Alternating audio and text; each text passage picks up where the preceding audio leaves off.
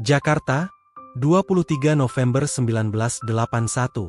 Pagi itu, dua satpam PT Garuda Mataram Motor, Suryadi Jaya dan Ade Sumarna, mencium bau busuk yang menyengat di trotoar Jalan Jenderal Sudirman, Setiabudi. Mereka melihat dua kardus besar tergeletak di pinggir jalan. Merasa curiga tetapi tidak berani membukanya, mereka segera melapor kepada polisi yang sedang mengatur lalu lintas di kawasan yang macet antara Jalan Setiabudi dan Jalan Sudirman. Tak lama kemudian, dua pemulung datang menghampiri kardus tersebut. Saat mencoba mengangkatnya, mereka menyadari bahwa kardus itu sangat berat. Karena penasaran, mereka pun membukanya. Betapa terkejutnya mereka ketika mendapati isi kardus pertama berupa sepotong kepala dan tulang belulang manusia, sementara kardus kedua berisi potongan daging serta organ tubuh manusia. Teriakan ketakutan mereka menarik perhatian warga sekitar, sehingga terbentuk kerumunan di lokasi kejadian. Polisi yang sebelumnya menerima laporan segera mendekat untuk memeriksa isi kardus tersebut. Tidak lama kemudian, tim dokter dari Lembaga Kriminologi Universitas Indonesia, LKUI, tiba di tempat kejadian untuk meneliti jasad yang telah terpotong menjadi 13 bagian itu. Karena ditemukan 13 potongan tubuh di Jalan Setiabudi, kasus ini kemudian dikenal sebagai Setiabudi 13. Potongan-potongan tubuh tersebut kemudian dibawa ke Rumah Sakit Cipto Mangunkusumo untuk diidentifikasi dan diperiksa lebih lanjut. Potongan tubuh tersebut dibawa ke RSCM dan diperiksa oleh Dr. Abdul Munim Idris, seorang ahli forensik legendaris dari Universitas Indonesia. Hasil autopsi mengungkap bahwa korban adalah pria berusia antara 18 sampai 21 tahun, memiliki tinggi 165 cm, bertubuh tegap, dan memiliki tai lalat. Ciri paling unik dari korban adalah kelainan fimosis, yaitu gangguan pada alat kelamin yang jarang ditemui dan seharusnya bisa menjadi petunjuk identitas.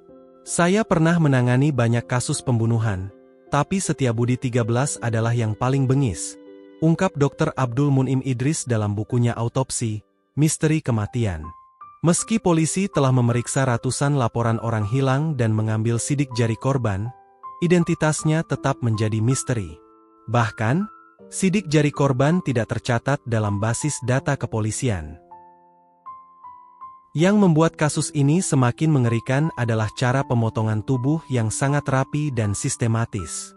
Potongan daging dikuliti hingga bersih, otot disayat dengan presisi, dan tulang dipisahkan menggunakan gergaji besi, terlihat dari bekas gesekan kecil pada tulang. Mereka memotong manusia seperti daging hewan, tetapi tidak ada yang tahu siapa korban itu, siapa pelakunya, dan untuk apa pembunuhan ini dilakukan. Para penyidik menduga bahwa pelaku adalah seorang ahli bedah, jagal profesional, atau seseorang dengan pengetahuan medis. Dugaan semakin menguat ketika ditemukan beberapa organ vital yang hilang, seperti pankreas, kandung kemih, dan anus.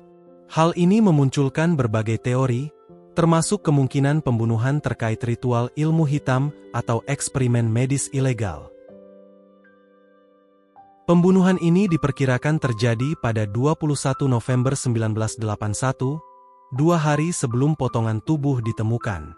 Namun, hingga kini, tidak satupun pelaku yang pernah ditangkap atau dinyatakan bersalah dalam kasus ini.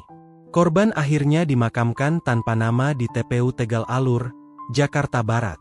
Setiabudi 13 bukan sekadar kasus mutilasi, tetapi sebuah misteri kelam yang seolah sengaja dikubur dalam bayang-bayang sejarah kriminal Indonesia.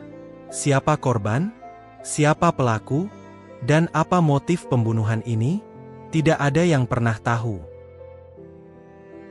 Kasus Setiabudi 13 tetap menjadi salah satu misteri kriminal paling mengerikan di Indonesia.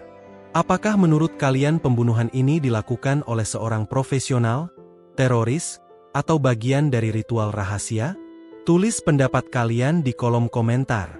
Jangan lupa like, share, dan subscribe agar kalian tidak ketinggalan kisah-kisah kriminal misterius lainnya. Aktifkan juga lonceng notifikasi supaya kalian selalu update dengan video terbaru.